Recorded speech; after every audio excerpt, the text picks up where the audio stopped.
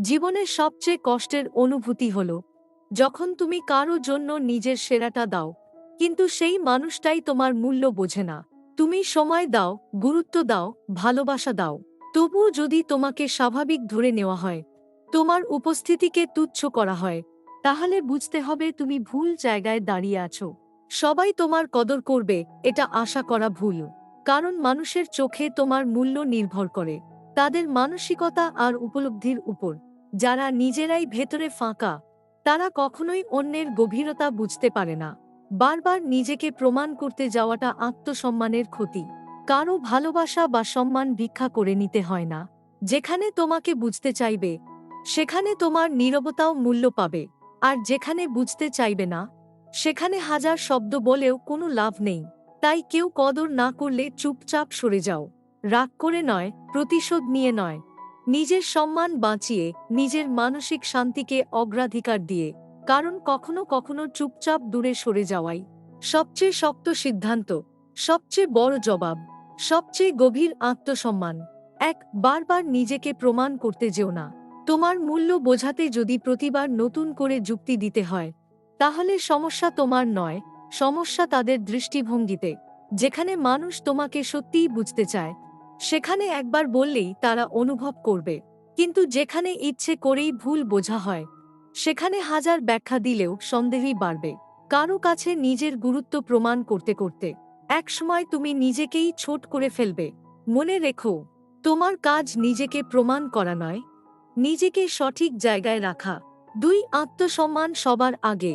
ভালোবাসা থাকতে পারে, সম্পর্ক থাকতে পারে, কিন্তু আত্মসম্মান ছাড়া কোনো সম্পর্কই দীর্ঘস্থায়ী নয়।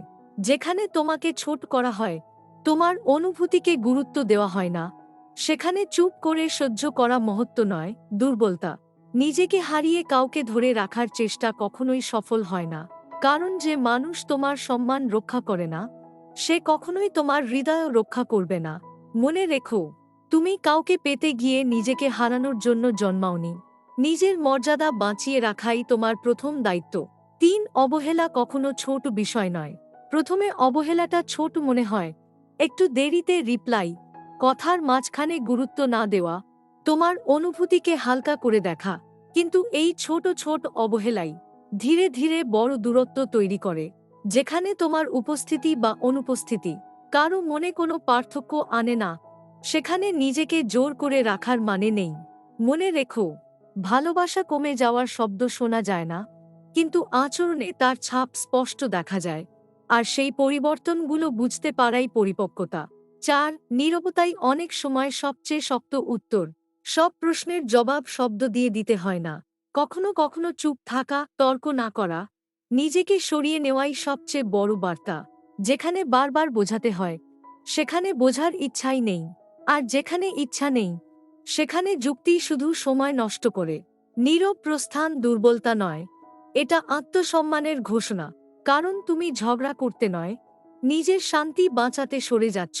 মনে রেখো, কিছু মানুষ শব্দ শোনে না, তারা শুধু অনুপস্থিতির মূল্য বোঝে। সঠিক মানুষ তোমার মূল্য বুঝবেই। তোমাকে ধরে রাখতে যার সত্যিকারের ইচ্ছে আছে, সে কখনো তোমাকে অবহেলায় হারাতে চাইবে না।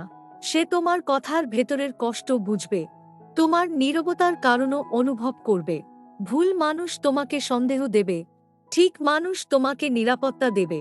ভুল মানুষ তোমাকে প্রমাণ চাইবে, ঠিক মানুষ তোমাকে বিশ্বাস করবে। তাই কেউ যদি তোমার কদর না করে, ভেবো না তুমি কম, হয়তো তুমি শুধু ভুল জায়গায় দাঁড়িয়ে আছো। মনে রেখো, যে সত্যিই তোমাকে চায়, সে তোমাকে হারানোর ভয় পায়। আর যে ভয় পায় না, তাকে হারানোতেই তোমার মুক্তি। শান্তি মানেই আসল জয়। সব সম্পর্ক জেতার জন্য নয়, কিছু সম্পর্ক থেকে সরে আসাই জেতা। কারণ প্রতিটা তর্কে জিতে গিয়ে যদি নিজের ভেতরের শান্তিটা হারাও, তাহলে সেই জয়ের কোনো মূল্য নেই। যেখানে প্রতিদিন কষ্ট পেতে হয়, যেখানে মনকে বোঝাতে হয় সব ঠিক আছে, সেখানে থাকা মানে নিজেকেই ধোঁকা দেওয়া।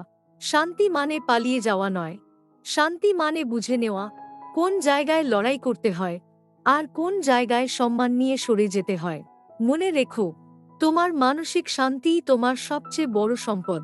যা সেটা কেড়ে নেয়, সেখান থেকে দূরে চলে যাওয়াই আসল সাহস।